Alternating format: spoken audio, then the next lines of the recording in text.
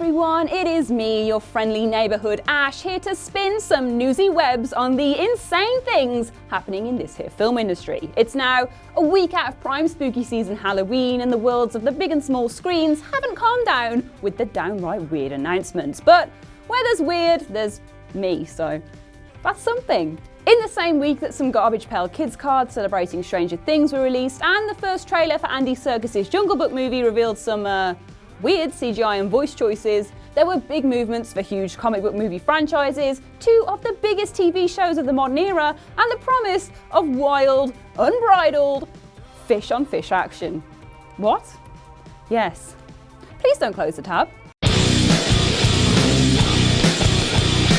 Wait, shut this right down, Heppel, cut this right up, right. You gangrenous pube, I gave you the license to do insane things, right? Off my own back, I also caught you trying to steal the Hammer the Giraffe thing, which you can now buy at shop.whatculture.com on a t-shirt, yeah? Blah, blah, blah, blah, blah, blah. But now, you've got the gall, you upside down nonce, to come in here and try and steal my title cards.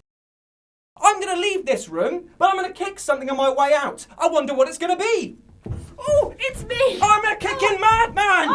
You can't stop me! Diddly dee! Diddly diddly! 8. Everyone thinks Eggsy won't return for Kingsman's next sequel.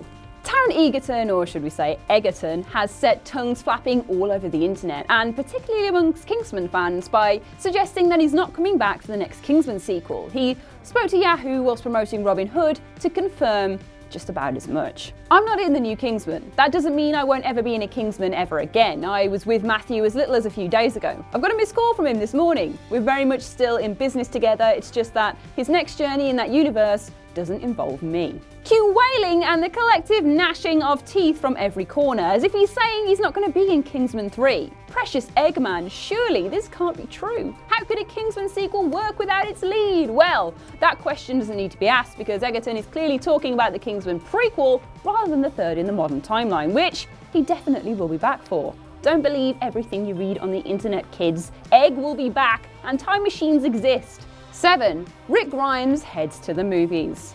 Whoa! Get your earmuffs on if you haven't seen it yet, as we are diving into this pool of Walking Dead juice. Despite us all being led to believe that Andrew Lincoln's Rick Grimes was set to be the biggest ever casualty on The Walking Dead after the actor decided to hang up his hat and his colourful accent, that's not what happened at all. It was widely assumed that Lincoln wants to get back into filmmaking, but nobody could have possibly foreseen the swerve that AMC are actually making 3 Walking Dead movies for TV, starring him and telling an original Rick Grimes story. Oh, well then. Just as it looked like he was about to bite the big one, a helicopter swooped down and rescued him from certain death, whisking him off to pastures unknown to continue his story, which definitely feels like a massive stunt because it is, but fair play to them because it worked to whip up higher viewing figures and more interest in the show than there has been for freaking years. 6. A literal 2-year-old played Chucky. Back in the late 80s, before CGI was so prevalent and studios had to rely more on practical effects, MGM were in the midst of making the first Child's Play, and they realised they needed to shoot some sequences in which iconic killer doll Chucky would have to walk around and attack his victims, because that's what the film's about. So, naturally, they turned to child labour. Ed Gale played Chucky for the most part, but even his short stature wasn't quite enough, and thanks to some recently unearthed behind-the-scenes shots from the set, we're all reminded that they also hired 2-year-old Hunter Marks to stand in. They basically just dressed him in a wig and overalls and got him to run to his mother, and it made for one of the creepiest horror movie set pictures of all time. It's very cool. Also, as an extra little tidbit factual piece of information, they originally considered to call Child's Play Bloody Buddy, which is a bad idea, and I'm glad they called it Child's Play, but there you go, something you didn't know. 5.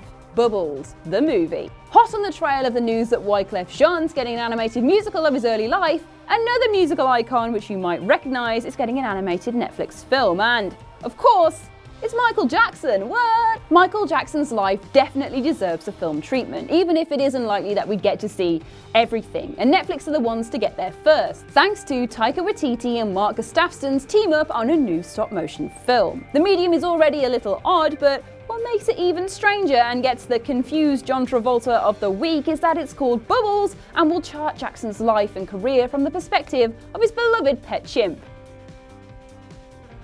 Waititi is a huge Jackson fan and wants to make it respectful, but it is bound to have some of his offbeat comedy in the blend of fantasy and fiction he's creating. And it's important to remember, the most important thing is that it's actually from a chimp's perspective.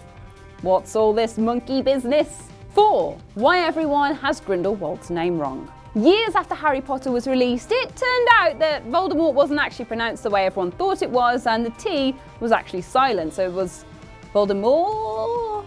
Along with the revelations of Dumbledore's sexuality and Nagini being a cursed human, it ranked up there with the biggest post-release oh damn moments ever. And now the universe is at it again, with Jude Law revealing that the notorious dark wizard Gellert Grindelwald's name has been mispronounced as well, though this is a much more self-serving revelation designed to mask the fact that Law created a continuity nightmare for the Fantastic Beasts sequel. Somehow, Law decided to pronounce Grindelwald as Grindelvald, which nobody else had before him, including everyone in the film that his sequel was directly following. Luckily, Law told Stephen Colbert that there's a real reason for this, that Dumbledore simply knew Grindelwald so closely that he was the only person ever told how to pronounce it properly. It was only when Eddie Redmayne pointed out the mistake halfway through filming that he even noticed. Good work with the continuity there, Warner Bros. Half a gold star. You tried. 3. Jaws vs. Free Willy is happening.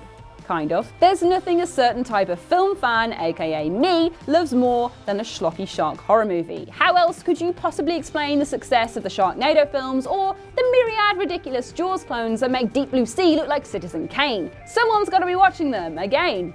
It's me. Hopefully it's you too, but it's me. The good news for us fans of the Fin is that there's a new player in the game, and despite sounding like some tomfoolery, it might be genuinely brilliant. The film is called Alphas and will follow the story of a town who decide that the only way to deal with a man-eating shark is to unleash a damaged killer whale that's been locked up alone for years after killing its trainer. It's basically Suicide Squad for fish. 2. Breaking Bad, the movie. Breaking Bad's ending might have been one of those cleverly vague full stops that ensures fans talk about it forever, but it seems that AMC are keen to answer the questions it poses once and for all. They're doing that by relaunching it with a sequel movie set after the show's finale. It was always inevitable we'd see more from this universe, given Better Call Saul's huge success, but a movie which will follow Aaron Paul's Jesse after his escape from captivity is a bit of a curveball. Presumably we're going to see the fallout from Jesse's escape, which Vince Gilligan has already confirmed won't be plain sailing. He's going to have to answer some pretty serious questions about his fingerprints being all over the lab and his involvement in the murder of 2 federal agents. So it would seem this strange, exciting movie will in fact be a big old downer. Let's just hope we get to see some Walter White again though, yeah? 1. Chris Pine wants you to stop giggling about his penis, please. Chris Pine wants you to stop giggling at his penis like school kids playing spin the bottle, but will you? Will we? No, we will not, but we should, for the greater good of all things phallic. With his new movie Outlaw King coming to Netflix, reviews have revealed that Pine gets his pork sword out, as it were, for at least one full frontal scene, and according to Pine, the reactions have been rather silly, so stop giggling. People are giggling about my penis as if we're school children. There are movies with people sawing their heads off and you can show that to a 13-year-old in my country and it's not a problem. You show 2 people having sex and your mother's got to hide it from you. Pine says he's found it interesting how little the violence in the film has been talked about in the light of the revelation of his dong, as well as the difference in conversation around his female co-workers' full frontal scenes, which is fair enough really. How much different is it to have a clam than it is to have an eel? They're all sea fish. They should all be treated the same. It's no big deal, the clam and the eel. Anyway, moving away from the ham candles, that was Insane Things. What did you see this week that could be on this list? Share your reactions below in the comment thread, all that usual. I've been Ash, this has been my job, and I'll see you again next week for more weird and wonderful happenings in the cinematic universe that is our lives. Thanks for watching.